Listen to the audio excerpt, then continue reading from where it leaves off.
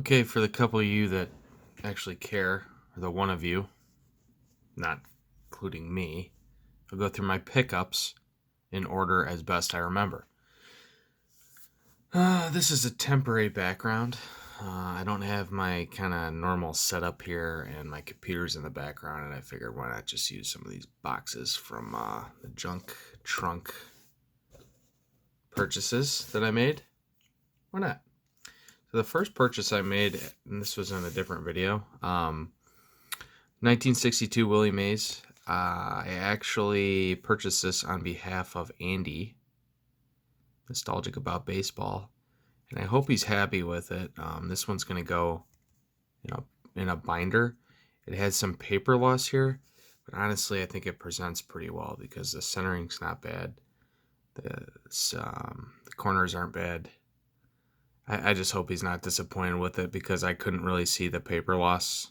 I mean, I'm not familiar enough with the pricing on these that I should have known something was wrong, but thinking it was pretty hectic and this is the first purchase. So Andy, if you don't want this, dude, I'm happy just eating the cost because it's a cool card. Actually, you know what? I'm going to go through the other YouTubers that I met. Ron Fig, awesome guy. He just makes comments, but hopefully he'll be making videos soon. He is a manager at Texas Station. He brought me some game dice and game cards, which is super cool. He was just handing those out. I believe this is Eloy the Goat Flores, who I met in homage to the 89 Fleer Billy Ripken situation. Pretty sweet. If you can't tell, I'm exhausted. I've probably mentioned that at some other point during this video because I'm splicing together a bunch of stuff, but man, I'm pooped. Triple Crown 24 JT. Got his rookie card here. My cat is crying, as always. I don't know if you see this. This is to Bob. So this is a very special card to Bob, and I bought it off of him for about $15. He was sad to part with it, but he went ahead and did it. I'm gonna have to go ahead and take care of this cat situation. And we're back. Yeah, JT's an awesome time. I got a chance to get to know him and hang out pretty good amount. Go check out his channel.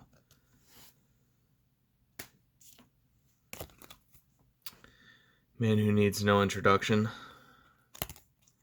Eric Those Back Pages, first guy I ran into.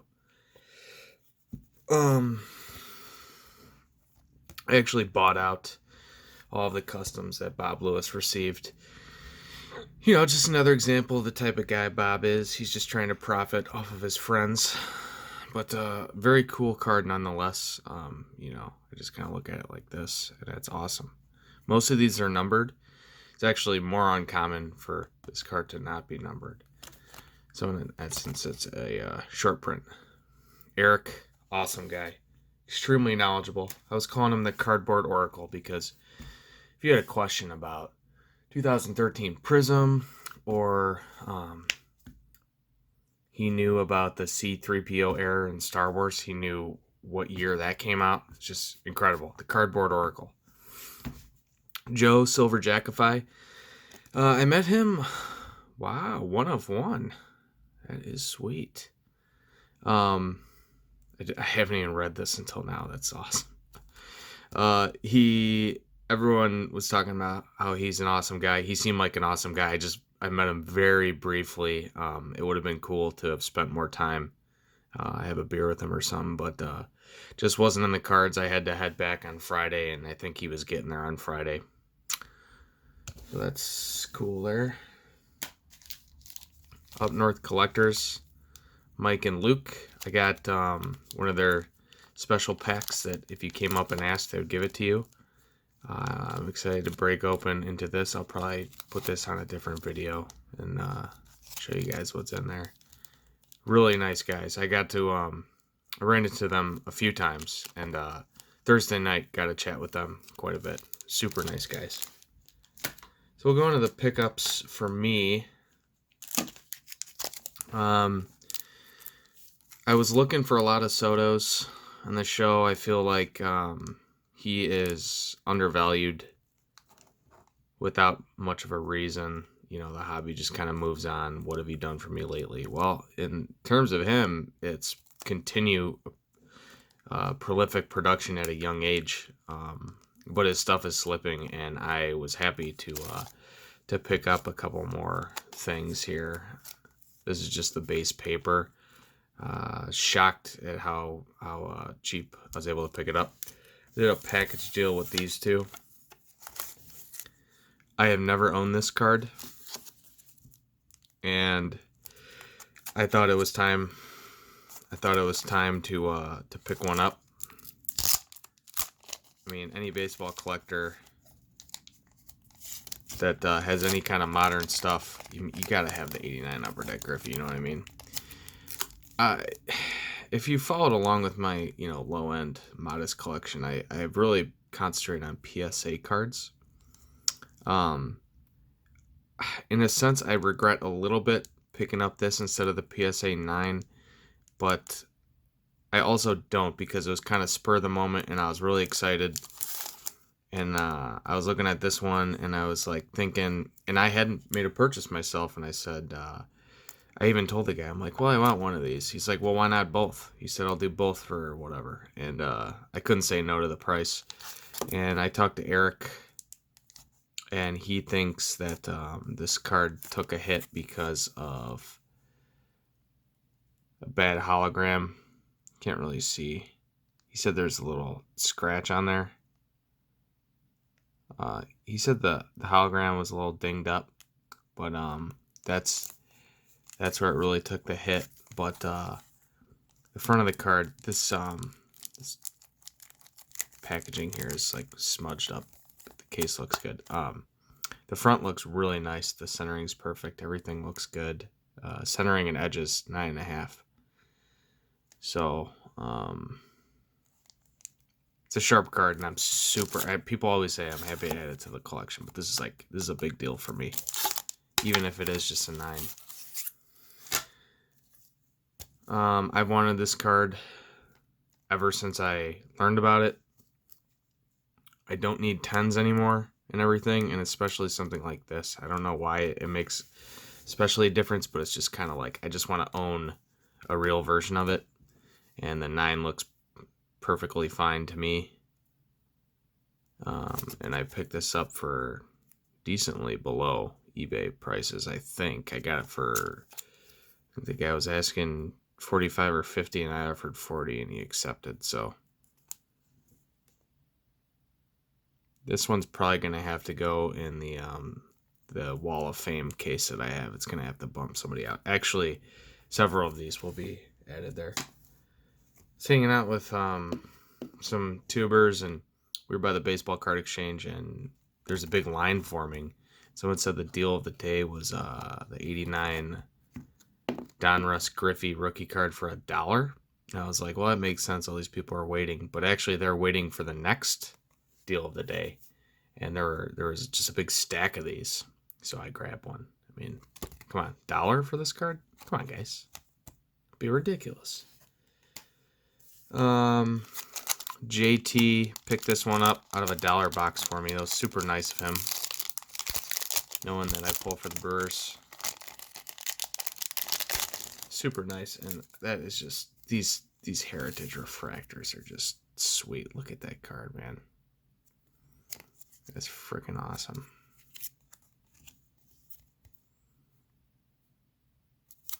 Super, once again, JT, awesome guy.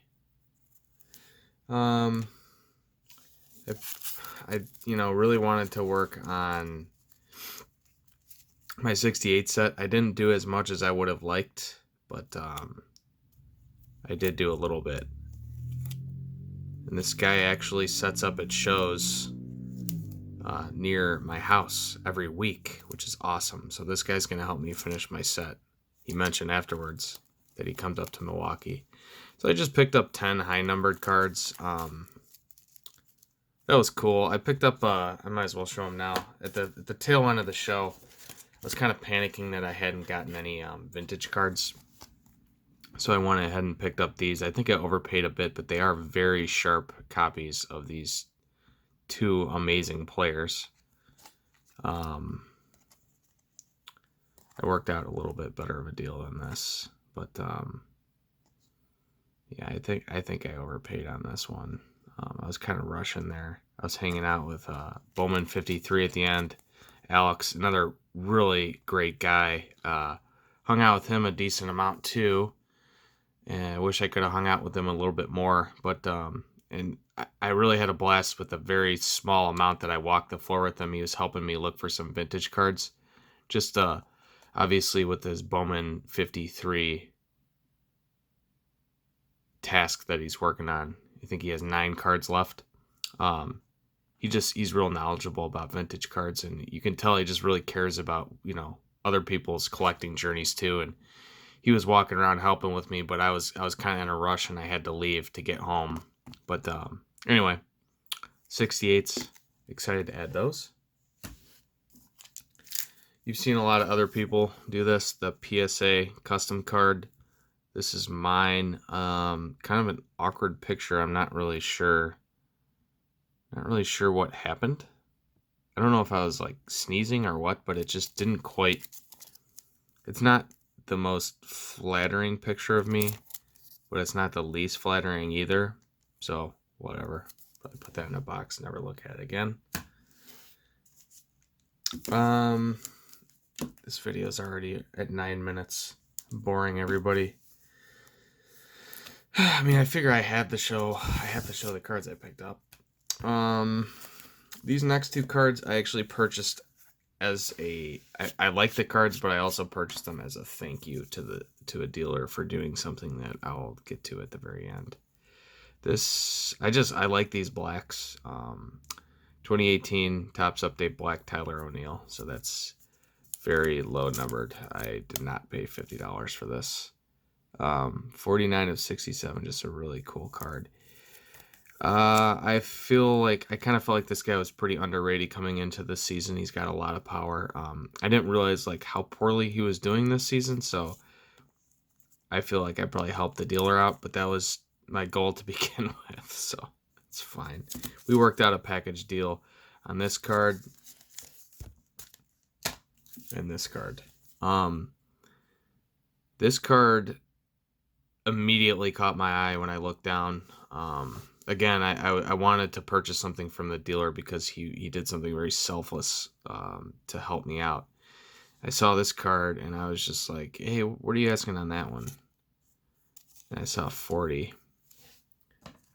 So these two together were 90, and I accidentally offered 70 for the 2 of them, and he accepted. I don't know. I didn't mean to I meant to ask for 10 off, but I was kind of frazzled from the purchase I just made that I'll show in a second. So this card, just absolutely beautiful. The shine on that, the rookie cup. I'm going to look at picking up superstars, like second year cards. Like I'm looking at Trout's first Chrome card, a 2012 Chrome, that I think would be really neat to pick up.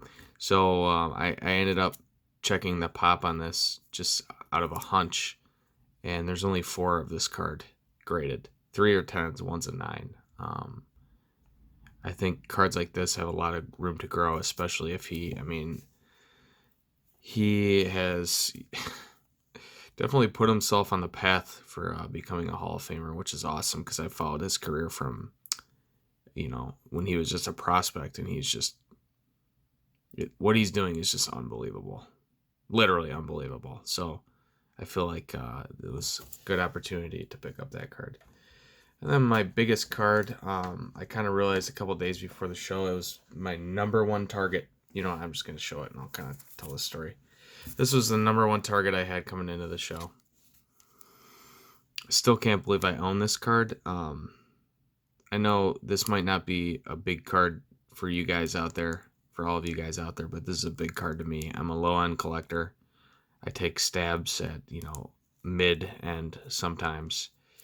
Again, going back to earlier in the video, I decided Soto is like my biggest target here because he is just so undervalued given how good he's been and how young he is. And I spent Wednesday, all of Thursday, and then the first few hours on Friday right before I had to leave. And I was asking dealers, because dealers, all in all, outside of like one or two, extremely friendly. And I had heard from others, when they ask you, what are you looking for? Tell them, even if you don't see it, because they might have more cards under their table. They might know where to find one. And I kept going with that. And I said, hey, I'm looking for the Topps Chrome Update Juan Soto refractor.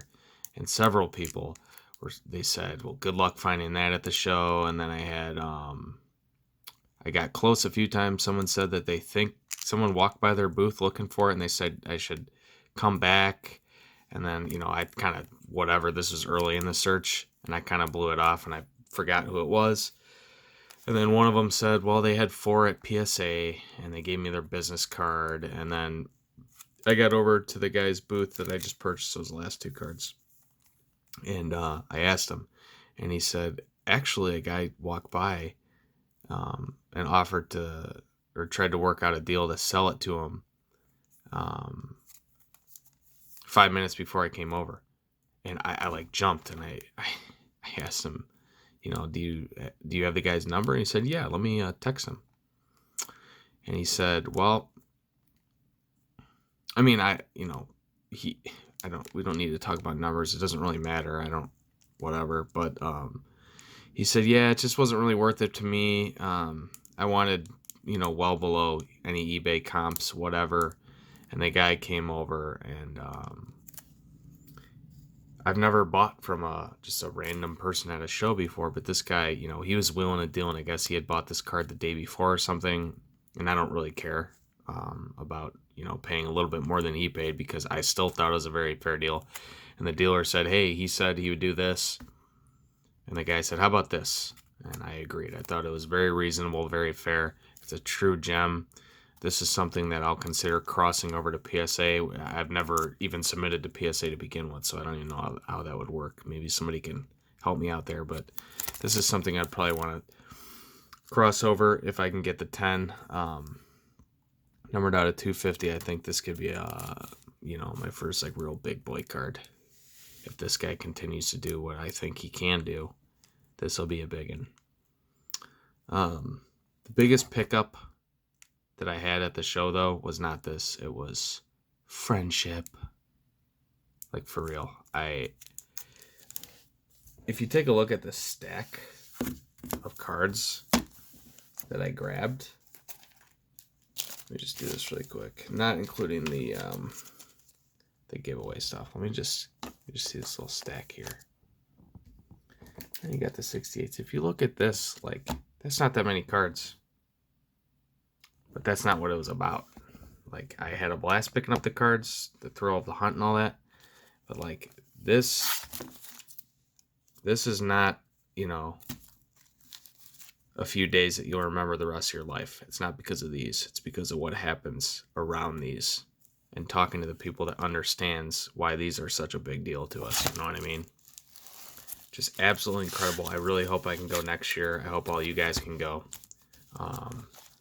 That's basically it.